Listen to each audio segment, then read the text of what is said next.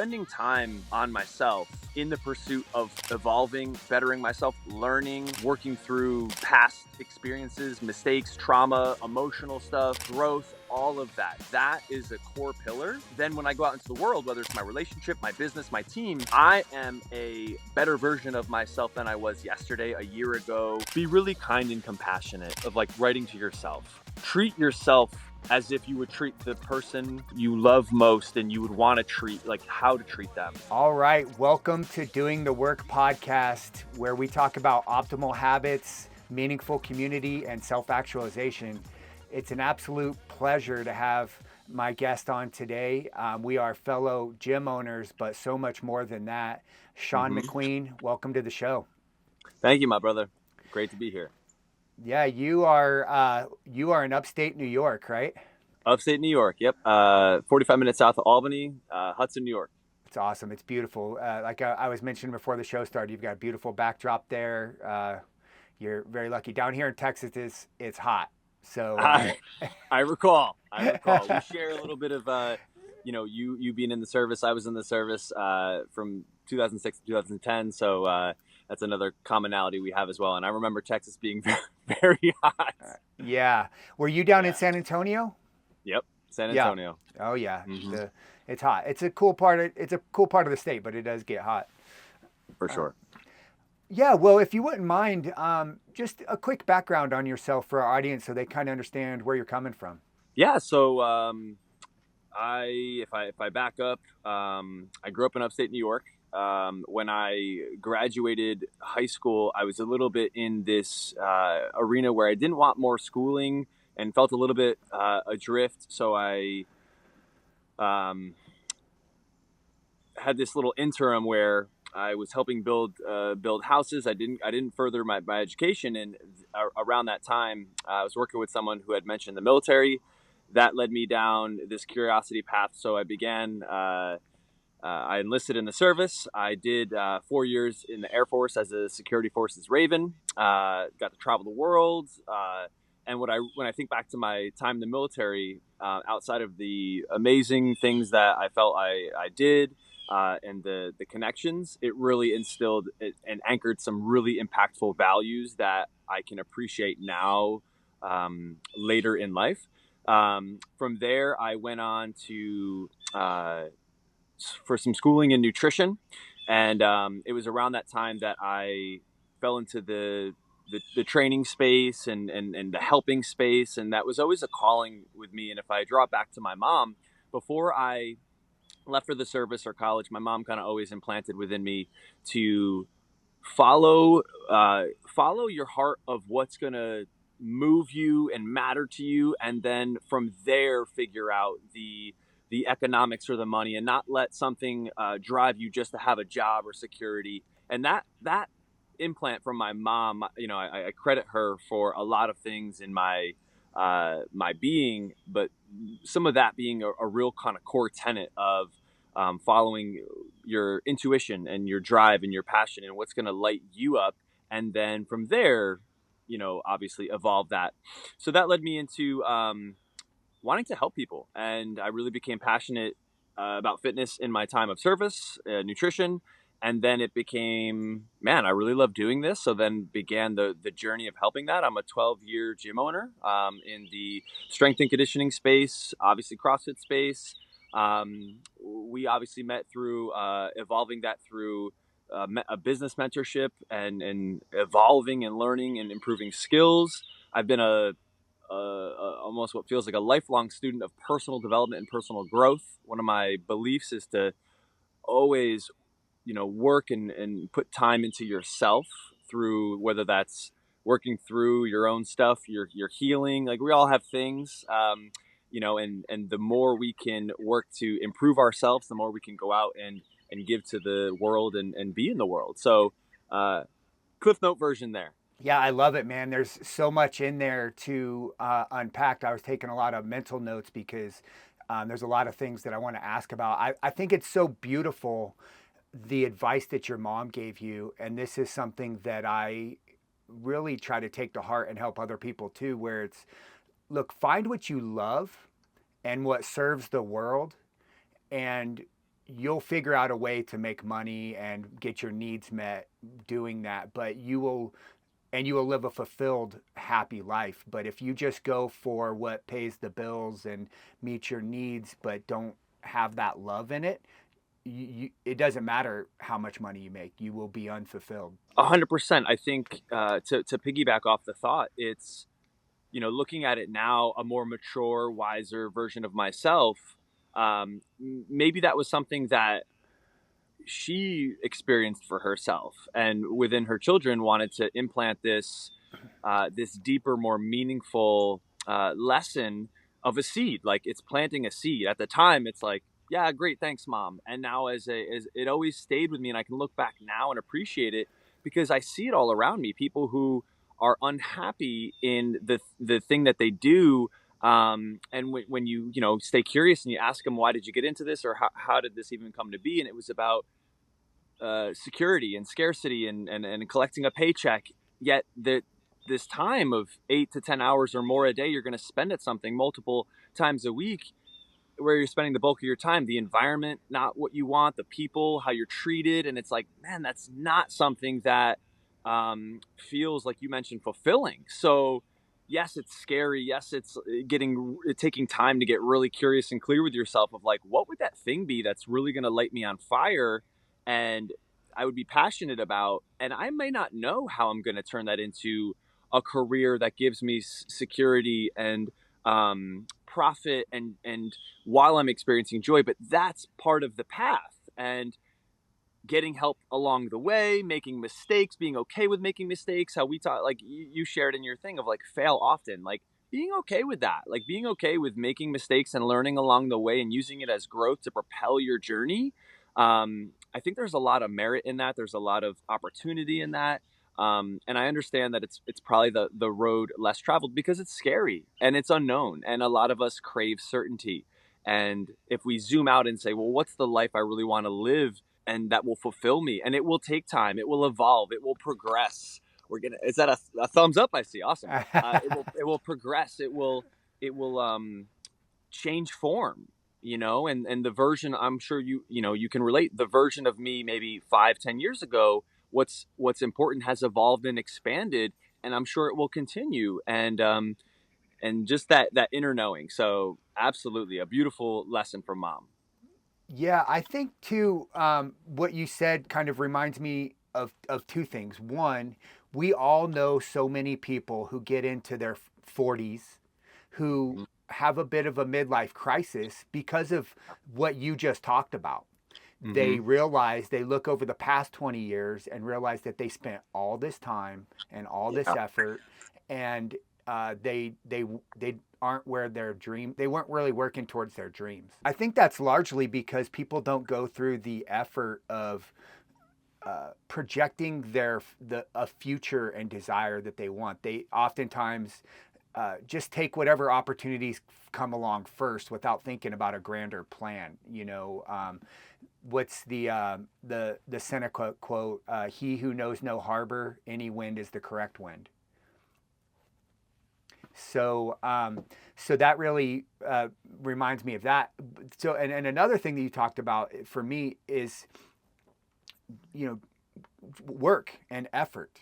And this podcast is called Doing the Work, but you'll Mm-hmm. miss it if you don't pay attention, because what I really mean is doing the work that matters the most. And you can do things correctly, or you can do the correct things, doing the right things. And so I'm curious for you, what's the work that matters the most for you? What do you prioritize in your life? That's a great question. First is self work. So I can explain that. And I started to recently put it into these buckets of like, I first and always have to pour into and work on myself, and that's continuous. That's a lifelong journey and commitment. From there, the priority then shifts to my family, my tribe, my partner, the kids, the role model, the relationship, and those all have their own little different sectors, from me and my girlfriend to us as an entire family, to me individually with the kids, and what that all means to me. And obviously it can span on that. Then from there, it's my team involved in my business. They are the lifeblood within my business, and then it's the business itself. So I'm very people oriented. If I go back to self, I find it very for me, what works well is spending time each individual day and morning, and it ranges. If I have more time, it can be upwards of an hour or 90 minutes. If I'm short on time, it could be 15 to 30 minutes working on myself. And that's a combination of reading, writing, could be some listening and observing something in terms of audio, reflecting on the previous day. In 2016, I began working with um, like a results coach, and really helped me propel my life since that point in terms of hard times, business, emotional, unpacking stuff with my dad, doing the work on self, and realizing as humans we all have patterns, we all have experiences, and some of those can shape the way that we operate, and some of those might not be uh, leading us more towards a more fulfilling life or optimism or an optimal life. So unpacking those things and working through the aspects of ourselves. Um, this could be in terms of your growth. Some people could allude it to spiritual awakening, whatever like your specific realm is. But I always spend time working on myself. One of the things that really is important to me outside of relationships is communication, putting thought into words and what is actually communicated to an individual. So again, taking time to reflect on how things are said, the intention behind those things, all of that. So spending time on myself in the pursuit of evolving, bettering myself, learning, working through past experiences, mistakes, trauma, emotional stuff, growth, all of that. That is a core pillar that then when I go out into the world, whether it's my relationship, my business, my team, I am a better version of myself than I was yesterday, a year ago. And those folks, through being in a frequency, maybe uh, they themselves can take what they need to, whether that is learning, whether that is raise their own standards, whether that's self betterment, communication tools, you name it. Just it's a outward deposit of good. Yeah, I think so many people undervalue the the um, the power that you can give to the world by investing in yourself. Oftentimes, it feels like a selfish act, but in my view, it's one of the most selfless things that you could ever do is to improve yourself to and raise your elevate yourself to the level of what you expect and can so you can contribute better to the world. And it sounds like you're really doing that work on a deep level. Yeah, you mentioned that, and I think that is a fantastic correlation that I think a lot of people can have of like, um, for whatever reason, right? If that reason is to avoid the work, is that one of the reasons? Like that could be a truth for somebody. Another reason is we have this belief of like, in my business, I meet a lot of people in their 40s and 50s who they put themselves last, and maybe that generationally was something that we grew up in terms of hard work, earn a paycheck, you know even in the military it's service before self, and that was a part of the value, of course, because it's something above yourself. Now when you realize that comes at the expense, that can come, if you don't do the work, at the expense of my health, my mentality, my emotional well-being, then how much of myself, my goodness, my best self am I putting into my relationship, which then can suffer, my business, which then can suffer, my relationships with other people, which then can suffer, all of that. So I think it's a perception shift of this work is so necessary because it's going to allow me to insert the thing that all the things heal, grow, expand, improve, think differently, um, progress. And we all want progress at a core human level. So I agree completely. I believe it's a misperception around working on yourself. Or another one is I don't have time, and it doesn't need to be grandiose. I don't know if there's a blueprint that works well for everybody. I think exploration is key. Some people, it might be starting with walking in a podcast. It might be writing, journaling. Some people, it might be something like this, connecting with another human being, therapy, uh, all of it, and taking time for ourselves. And that to me is the foundation, and everything kind of begins to stack and build off of that. Yeah, I'm so glad you brought up time because this is something that I work with a lot of people about. You know, you hear this all that I don't have time to do, and you can enter blank, go to the gym, meal prep, meditate, whatever it is that the thing that's going to make you better. And my my take on that is, look, most of us spend massive amount of time on things that don't matter. You know, we're in survival mode because of, like you said, we're doing things for other people, you know, trying to live up to other people, you know, basically going with other people's plans rather than being in the driver's seat, owning our own life and saying, I am going to do this for me. I'm going to fill my cup first, and then whatever, you know, then I'll be able to give to other people. And so rather than being in thrival mode, we're in survival mode. And it really comes down to what you do daily, right? Like how do you prioritize your time? So I'm curious, do you have habits that you prioritize daily? You know, these are the things that you make sure you get done, uh, almost non-negotiable. 100%. Yeah, 100%. Quick thought that I wanted to add on the time thing. And this is something that I've worked with myself on, especially if I've struggled with anything in terms of telling myself the time story, which we all do. We're all human. I reframe it to, what am I committed to and what am I not committed to? Because that, at the truth, whatever you're committed to, you make time for. And sometimes that obviously has a sliding scale due to maybe my personal bandwidth. So I think being really honest with yourself, and that goes back to the self work. So that's always a reframe I put into when I time. So in terms of habits, of course, going off of the self, I always make time for that and whatever that means for that day. I look at my days, obviously plan them out in terms of to the best that I can on a Sunday, and I look at them each day. Then I kind of keep a military thing is like, I keep my eyes, you know, just 6 feet in front of me. So it's like I'm not thinking about tomorrow yet. I'm only focused on today, and right now it's only with you.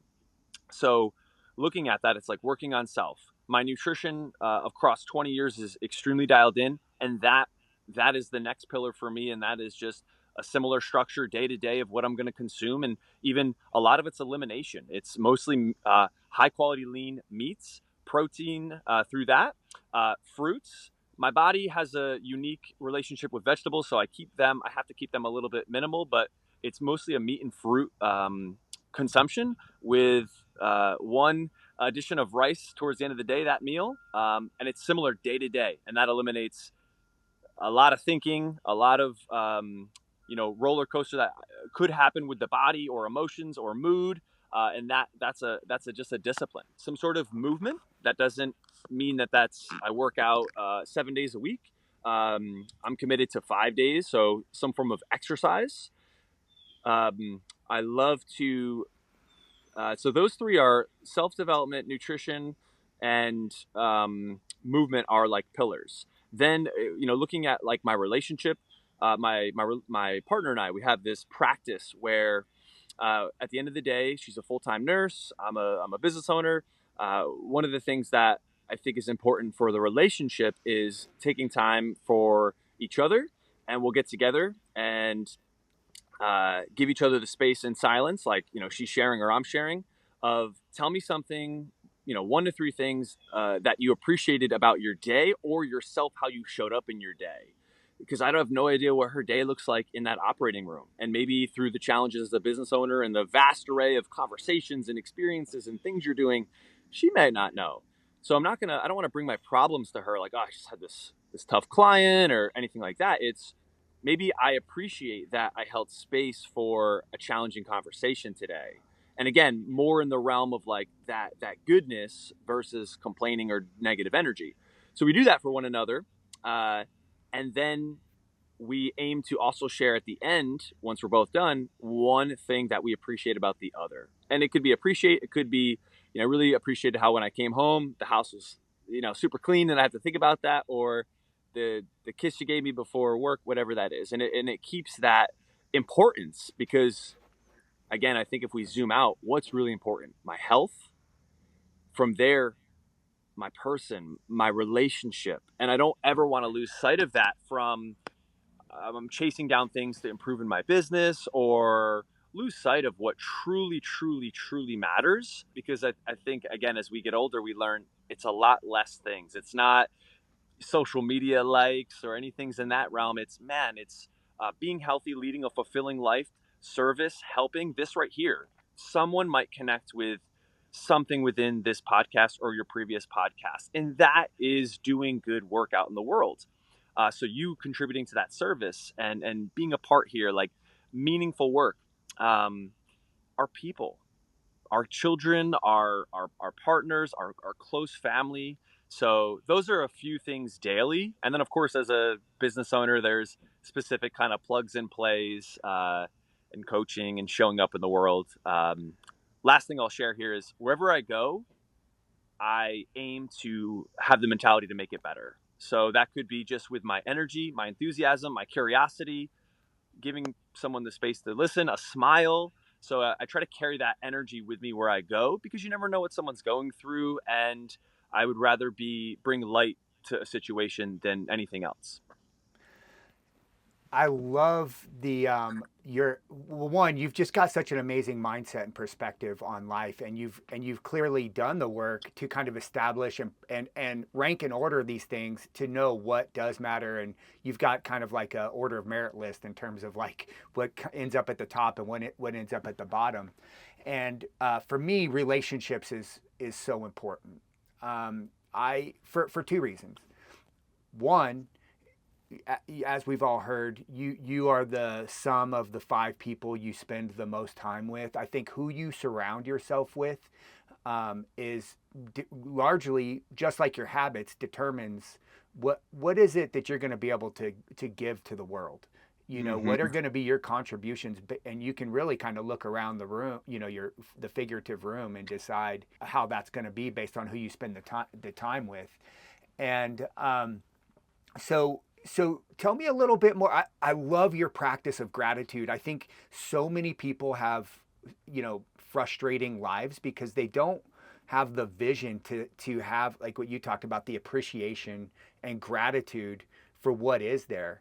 Are there, that's one amazing habit or practice with your relationships. Are there other things that you do, and maybe not with your romantic partner, but like in your friendships or your co-working Yeah. relationships? If I can share this one, this is a recent new one for me. In my morning writing, um, I historically have recognized in myself a really tough inner critic. I high standards, for myself, for my business, for my team, and that has a lot of pluses and it also has some challenges. And a recent exercise that I began doing to really honor the parts of myself that I don't believe I was acknowledging or giving enough credit, and really just that inner work was I spend time in the morning reflecting on this, what I call like a self-appreciation exercise. And it's not about being selfish, it's about recognizing the little and big things within yourself of how you're showing up in the world and who you're choosing to be. So example, this morning as I'm writing, yes, you can go gratitude, and I did that as well. And I think it's important to circulate the mind to what you appreciate. Again, what you focus on is what you get more of.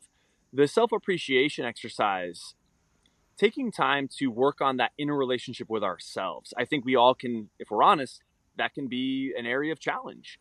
And I don't know people's experiences with that. So if this is helpful, I mean, I'm more than happy to kind of be vulnerable and share here. So writing, what I appreciate about myself of how I showed up. And, in the beginning that I found that to be really challenging. And that was surprising for me. So then again, starting with like, maybe the things of yesterday. So I had to make, a tough call yesterday, and, when I reflect on that call, it really humbled me and it really made me appreciate life more.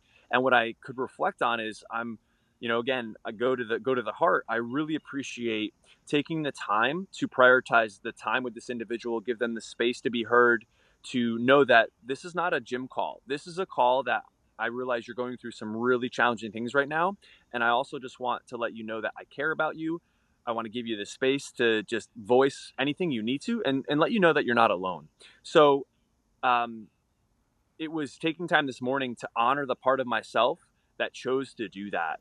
And when I believe in writing the self appreciation practice, you begin to recognize these parts of yourself that maybe again I easily was glossing over. I would look at a week and not realize the immense things that how I was choosing to show up or just choose to be in the world. And I think that's a really important thing that, if added, can be really helpful to improve your relationship with yourself, because that's the first and most important relationship is how am I relating to myself.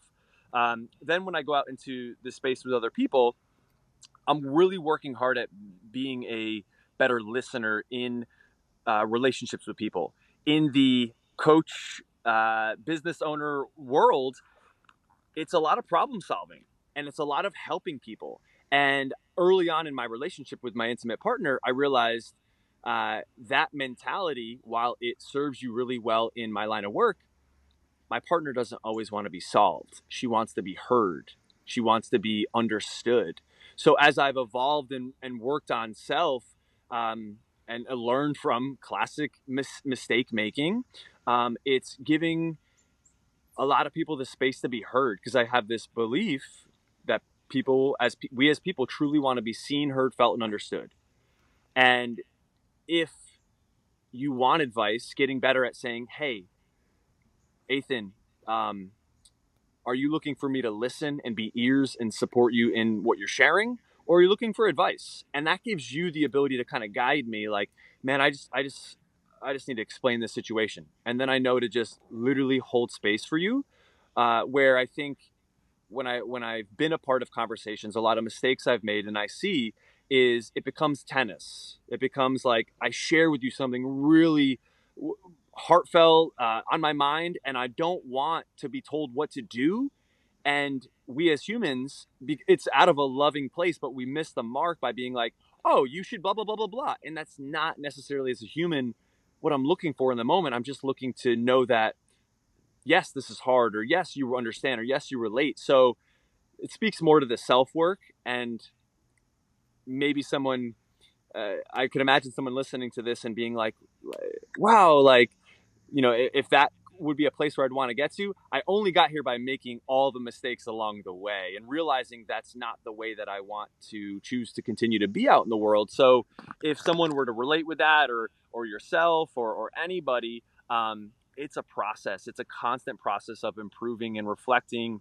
And so that's what jumped out to me right away. I absolutely love what you said about the starting with the self, practicing these with yourself, because I think so often the interactions we have with others, and the Four Agreements. If anyone's read the book, The Four Agreements, one of them is never take anything personally. It's never personal because we're always all mostly just kind of dealing with ourselves, and that is like emitted into the world in our relationships and everything else. And so I think one of the best practices anyone could have is, we oftentimes look to others for coaching, leadership, guidance, wisdom, but we already have so much of that within ourselves but we Mm-hmm. just don't see it. We just don't value ourselves enough to be our own coach. And so, like you, I have a daily practice, a journaling Mm. practice, and that a large part of I call it my self best friend or my self coaching practice, where Mm. every single day, I'll quickly summarize my journaling practice. At the top of the page, two things that I need to get done that day. Something that I'm going to consider this day a win if I get these two things done. Then I do a brain dump. Literally every thought that comes to my mind, anything that's been racing, tumbling, swirling, I literally just dump it on a piece of paper so that I can kind of see it. And it's a part of conscious, like bringing the unconscious to the conscious. Mm-hmm. For me, so I do a like couple minute brain dump, just literally no filter. If the word laundry comes to mind, I write laundry. If the word what the hell comes to mind, I write what the hell. And after that, I write a best friend / coaching letter to myself every single day. It starts with Dear Ethan, and I write a letter to myself as if I were my own best friend or my own coach, that whatever I Mm-hmm. think I need to hear that day, whatever it is I've been dealing with, whatever I'm worried about, I give myself my own kind of like pep talk, coaching talk. If I have to be brutally honest, like, hey man, this is where you're messing up and this is something you need to work on. I do that for myself, and I always sign it, I love you, Ethan, Mm. and that daily practice for me just keeps me grounded. And it really, like I said, it's somewhat selfish, but also it helps me to show up in the world as my best self. Well, one, thank you for sharing that. Love, I love that, and will of course adopt and model uh, that. I don't think that's selfish at all, Ethan. I think what you're doing there, if we zoom out, the brain, like I'm sure, have you heard this? The only things you can control, and one of them is your thoughts. Have you heard that before? Yeah.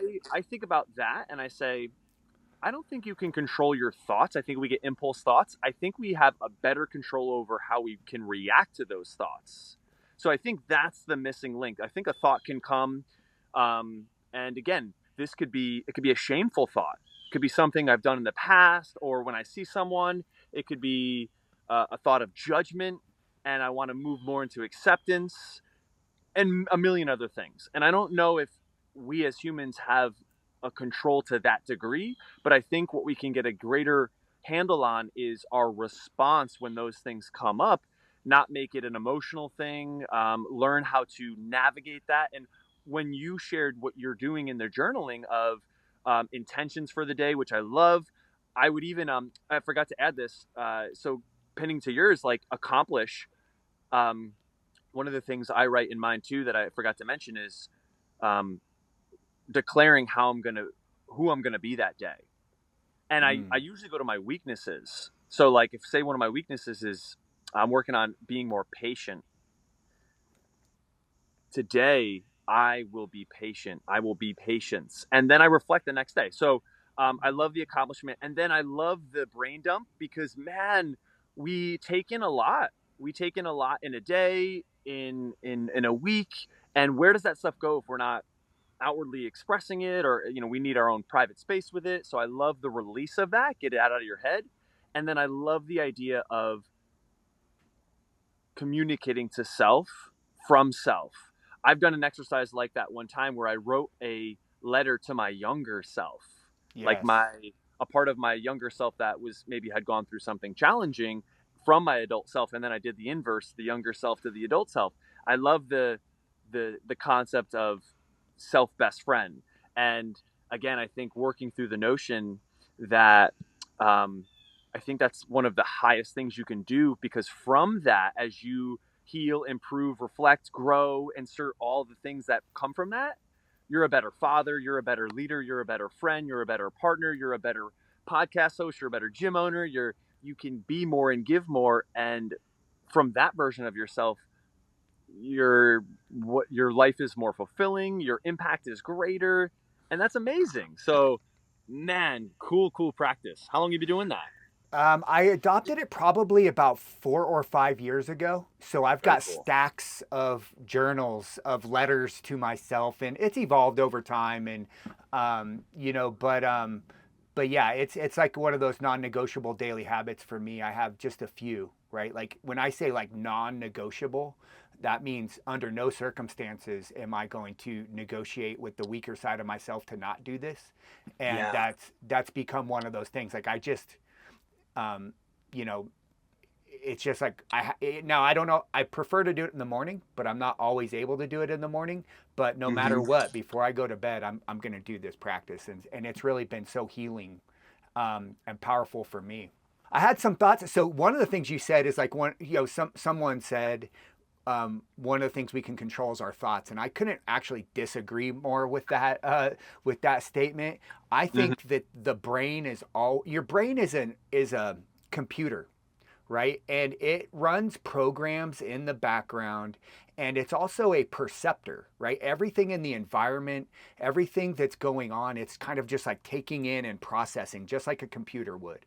And you really don't have any control of that, just like you don't really have control of your heart beating or your lungs breathing. It's one of those kind of like involuntary things. And I think the mistake so many people have is that computers running programs based on, like, it could be literally a song it heard, a TV show it watched. It's just taking in information and then running shit in your Hmm. brain. And so many people think that they are their thoughts. They Yes. think they are their brain. And Hmm. it's a major mistake. You are not your brain. You are not your thoughts. You are the person. You are the whatever it is, the being behind the computer, sitting at the desk, and you can. They can run their programs, but you can choose what of those thoughts you believe. And I think that that's where a lot of people don't do, that's the work that so many people don't do, because if someone told you as a child, most of the time how we think about ourselves and our character and our personality is largely developed like before the age of 7. And so some people will say 13, but before the age of 7, someone said to you, you had some experience that you understood with your limited child brain Hmm. that started to drive how you think, how that computer's programs were written. And if you make the mistake of believing that that is truth, that is who you are, you're missing so much of the beauty of life and all the opportunities and all the possibility that's out there. For sure. You're speaking such beauty and truth that I would imagine for some people is hard to really, um, or could be hard, I should say, to come into its entry with, and it even extends into how, when you were sharing there and I was listening, how many times have you heard somebody say something like this goes into communication? Ugh, I'm so lazy, or I'm so bored. And it's interesting because the labels we place become almost an association of an identity, whereas a better representation, sorry if you hear my chickens, a better representation would be, uh, I'm feeling lazy at this moment, because it's a feeling, it's a sensation. And going back to the being writing, the being, you can be anything. I'm not a fixed thing. I can be anything I choose to be. And a past self who maybe was so uh, impatient can learn to become patient. And that's part of the work we're talking about, is choosing a higher version of yourself, elevating your standard. And what is that commitment level going to look like? And when you start to see the pluses of life, the joys, the all of it, it's such a better side than the other side. Yeah, I think one truth that I know is true is that, like, one thing you said is you can be anything. You can evolve and you can change, and sometimes you can do it in very short order. Mm-hmm. It's a choice of doing and being a different way. And the real challenge with that is another thing that you mentioned is your identity, right? Like, we have all created this identity of who we think we are. And the Mm-hmm. problem, again, you can change who you are, but the problem is how you created your surroundings and everything that's around you, your environment wants to keep you in the identity that you've kind of like created as a standard. And it's hard sometimes to break out of the relationships, the job, the community, the addictions, like whatever they are. And Mm-hmm. that's a real challenge for people. And it seems like you've kept growing and pivoting and expanding over time. Do you have any thoughts on how you can change your identity and your surroundings and your environment to be who you want to be? what jumps out right away is when you ask that, there was a part of my experience that I came across when you talk about identity and being. I came across some work where it was identifying the way you are being and almost excavating the underlying beliefs and thoughts that are kind of going into those, of how you're choosing to show up, whether it's um, a scarcity around money, whether it's your views on a relationship, or how a partner may not show up, or just your past experiences. And you have to, I shouldn't say you have to, in my experience, excavating the thoughts that kind of go into the identity helps create understanding. So, Yeah. okay, now is that the belief, thought, experience that I want to keep and create moving forward? And I know that is not easy. I know it's uncomfortable. I know it's vulnerable. I know a lot of folks, myself included, it can be a scary arena to go into, and to start to confront those things. I think when stuff comes up, I read a great quote: what gets stored as pain comes up with pain. So what we block off and kind of like suppress down, when we go to do that work, it comes back up the same way that we stored it. And I think that's the way through. Now, if you need help or assistance, I think enlisting in the appropriate people who can be guides. No one's going to do the work for us. They can help us navigate and guide and support and ask different questions. My work with my coach, if I learned anything from her, it's like you said, it's all inside me. And to ask a more empowering question, we can get stifled in asking disempowering questions. Why me? Why does this keep happening to me? Well, if that's the question, you're going to keep looking for answers to fulfill that. So, um, roots back down to making a choice, and the choice to commit to yourself. If I spin this to when I coach people in nutrition, I before we even begin, I say, hey, I'm 100% fully committed to being your guide and helping you get from A to B and improving your life, and teaching you, and being in your corner 100%. What this really represents to me is, you, before we move forward, and we don't have to, if you can't do this, you have to commit to yourself.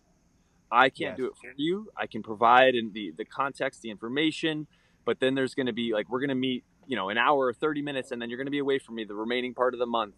And it's the choices of stepping into the version of yourself that you want to, not the self that you know. And you might not see that self yet. It's possible. So, these words come out to me in terms of like raising your standard, committing to yourself, doing the work, excavating the parts of ourselves, and being really, this is something again I have worked on, is being really kind and compassionate in that process to Yes. yourself. I Yes. don't want to be so brutal and mean and harsh, and I was for a large time to myself, and it was a tough place to be and live. And if I could offer that thought to people, is when you begin to, or if you're on that journey of working on yourself, where you begin that, be really kind and compassionate. Like you had wrote of, like, writing to yourself. Treat yourself as if you would treat the person you love most, and you would want to treat, like, how to treat them. And if you don't know, it's like, then it's a skill to build and to lean into, because that's so important. How we relate to ourselves is how we're going to relate out to the world. Absolutely. One thought on what you just said, it would just be so amazing if someone could just swoop in and just save us and do everything for us, and it would just make life so easy. But obviously that'd be unfulfilling, and that would never work out. um, but what I love that you just said is about the kindness piece. In fact, my fifth value is kindness over everything. Yeah. and um, and people, I think, often misunderstand kindness. There could be, if you have people pleasing behaviors, like I always call myself a recovering people pleaser. Mm. That kindness could look really ugly. Actually, if it's inauthentic, right? If it's not coming from the right place, it looks passive aggressive. It looks placating. It looks manipulating, right? But I believe that Hmm. true kindness is the golden rule. Treat others as you would want to be treated, and sometimes kindness is a little hard. Like I think through my military experience, being a ranger, some of the most kind acts that anyone ever did for me was to hold up a mirror and be like, look, you're being a piece of shit. Like, this is how you're acting right now. And in the moment, it hurt and it stung. But I look back on it now as one of the kindest acts that anyone could have done for me, as being like having the amount of love to say the hard thing, to say the Yeah, truth, to say the truth, a you hundred know? percent, 100%. Two spin-off thoughts. One is you can't go wrong if you have a pure intention. So whoever said that to you, if I were to say that to you, if you were off course as a dear friend, and maybe it's real raw, it's uncomfortable to receive that.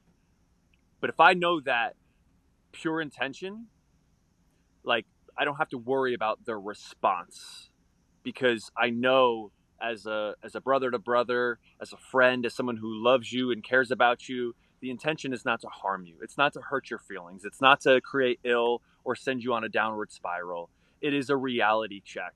Um, that was just a choice of how it was said to you, right? So that's one example of many. I'm not saying that's the way that we should check people. So intention, I give myself the permission of um, not other people's response to my intention is not my responsibility. If my intention is pure, if I know it and it's authentic, like we talked about, which that is the ultimate goal, is like you're operating from an integrity driven place when you go out and operate, and your intention, maybe my delivery was poor, but my intention was purposeful, was meaningful. Okay, I can work to improve my delivery, but I know my intention was pure there. um so I think that's such an important thing to kind of add to what you just shared. Yeah, I think to kind of add to that is we often like pain, right? Pain, failure. We many times look at those things as negatives, right? Hmm. Um, but again, it's about your mindset, and it doesn't have to be like something could be painful. Somebody could say something that's painful, or either way, you could receive something that felt painful, or you could fail. Like you said, you know, I've said so many things wrong that came from a good place. Like that's a bit of a failure. I didn't communicate this very well. I wasn't articulate or whatever. Um, but what that but there's beauty in that, right? Mm. Like there's beauty in the pain. There's growth in the pain. There's growth in the failure. And so many people just will do anything to avoid that they miss the opportunities. I heard one time that, to elaborate, I heard one time that the mind, this is a survival brain, it can equate failure like the feeling of death, which is Yes. like you want to avoid. So I it's the coping skills, it's the self-work of learning failure does not equal death, it does not equal something finite like the end. It is you shift, you reframe, it is the learning opportunity, and it's a constant work in progress, because failure in a relationship could mean, what do I make? I could make that I'm unworthy, I'm unlovable. Is that true? Or can I take this as an opportunity to learn my shortcomings, to learn more of what I want and don't want in another human being? And of course, that's a process. Failure in business, failure in on these things. And what is failure? I think at the end of the day, maybe it's just not trying, not putting forth your best effort.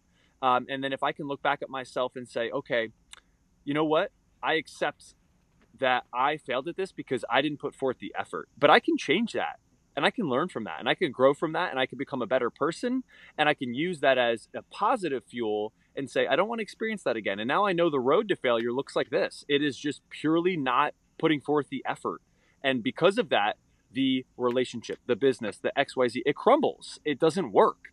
And it's going to take a part of me showing up. And I want that to be the best part of me, and that's going to be a continuation. So it goes back to the very beginning of like us mentioning the continuation of continuing to improve and work on yourself. um, and I think that's just the cornerstone of our entire conversation here. And I'm happy to relate with another human who that sounds like that's a foundation for them as well. Yeah, it's I mean, again, it brings me back to, why do I do this? I get to have these conversations because meaningful community, being a meaningful, the word meaningful, is important here. Not just anybody, but meaningful Mm, community is just so important to me. This is how I grow. This is how I learned probably 10 things from you today because of mm, you were willing to share and give of yourself, which I just deeply appreciate that. I appreciate that so much. Well, I want to honor our time. I only asked for an hour of your day today, so I appreciate you. And man, you just dropped some bombs today, and I hope people listen to this one maybe 2 or 3 times because you really gave some like really valuable and helpful and insightful and useful information. So, before we hop off, how can people find you? Where are places that you share some about yourself and that people could follow you? Well, before I get to that, I want to thank you for creating the space for a conversation like this to happen, to allow the platform to kind of have any range of level. So thank you for everything that goes into this. Very professional from the lead up to it. I loved our nutrition talk back in July. Thought that was amazing, and just having the space here. So thank you for creating something like this. I think it's extremely helpful, and just really grateful. In terms of connecting with me, I have a unique relationship with social media in terms of like I kind of want to, if I could, I would just delete it. But folks can Same. find me on Instagram, Shawn Thomas McQueen. They could find me on Facebook. Um, or you can email me, if you wanted. I'll drop my email here, and whatever. If you wanted to connect, it's info@railroadcrossfit.com. And I'm more than happy to connect with people to and do something like this again, or in the future. Love chatting with you. Yeah, I would love to have you on the show again because I just think there's just so much we didn't even scratch the surface. So, Not at um, all. yeah, we'll jump on again. I hope you. It looks like a beautiful day there in upstate New York, so I hope you get to enjoy it out there and all that beauty. And again, thanks for being on the show, man. Ethan, thank you, my friend. We'll talk soon. Okay, take care.